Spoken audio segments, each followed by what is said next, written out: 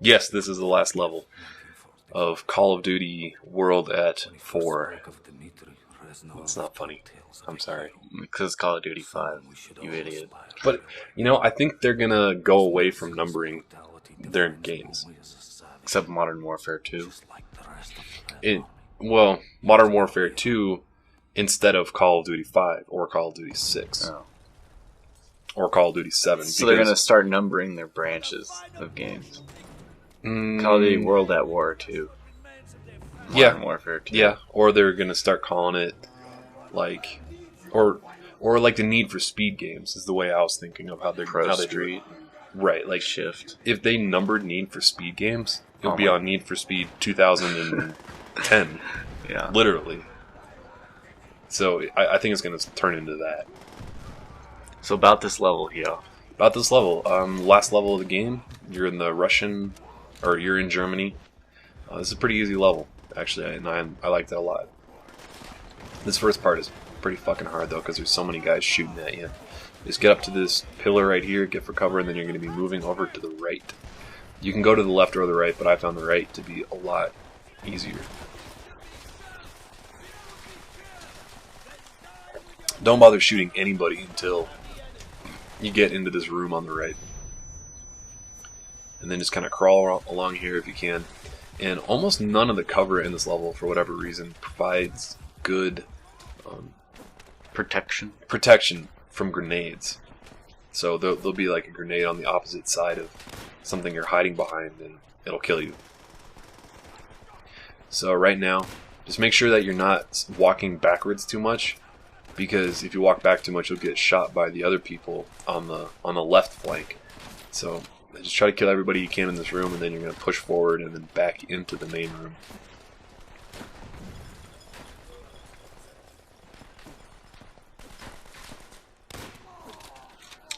Very nice. Mm-hmm.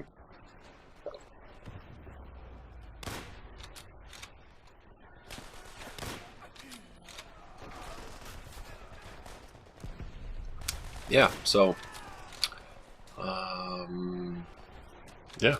Yeah. Yeah, this last level, it's good to get this guy done. It was a fun game. Yeah, it looks awesome, like an awesome game. I think I liked the Russian campaign more than the American campaign. But it was kind of weird. Before the game came out, the developers were, doing interviews talking about this game, talking about how not many World War II games get into the American-Japanese conflict. They mostly stick to the European side of things.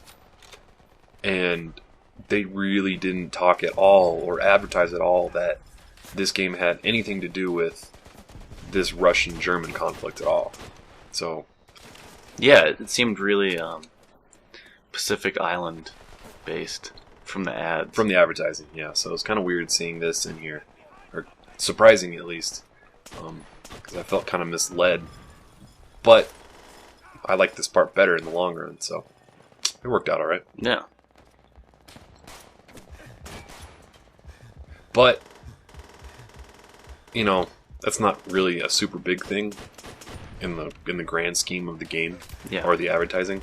What is extremely misleading that I was really disappointed with, even though I wasn't thrown off by it because I've known about Halo Wars for a long time, but in any of the advertising for Halo Wars, they don't even pretend to let you know that it's a RTS and not a Halo first-person shooter, which is kind of bullshit. Yeah. It's not a shooter Halo. There's going to be a lot of kids that are going to pick up that game and say, what the fuck is this? Yeah. RTSs on consoles don't work. Demo was okay.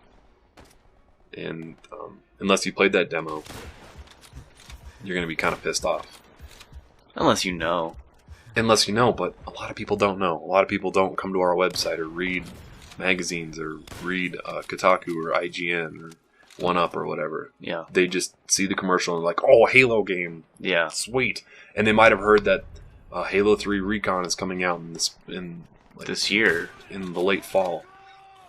I'm like, oh, this must be it. Their Halo shooter. Mm-hmm. Nope. RTS. Sorry, sucker. We just got your $60.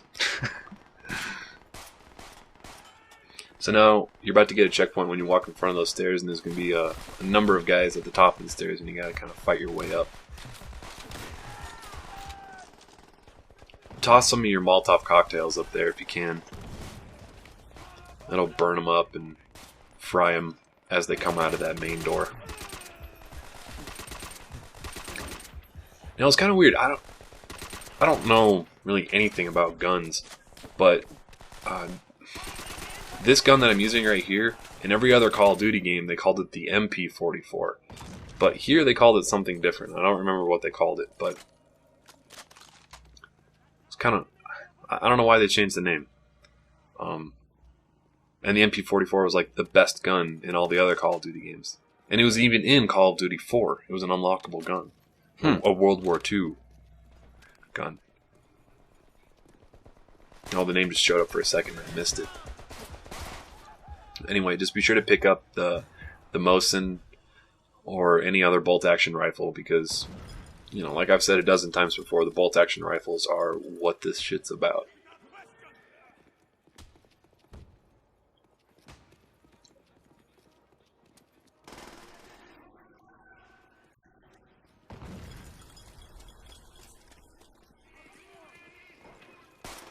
So is this the battle that ends the war? Yeah. Oh, I don't know. I guess. I mean, do you remember what I said in the other video about not knowing anything about history? I can imagine that taking over the German parliament in Germany kind of puts a stamp on the Germans losing the war.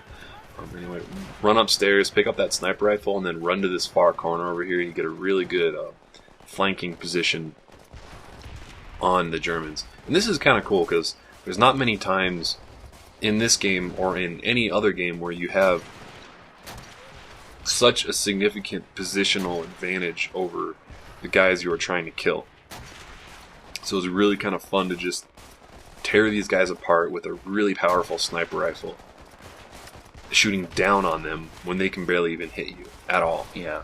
So it's a shooting gallery, basically.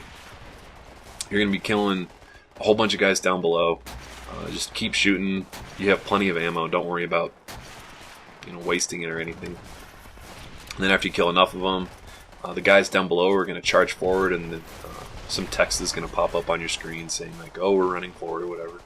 And it's going to say, "Yeah, their defenses cannot be held. Attack."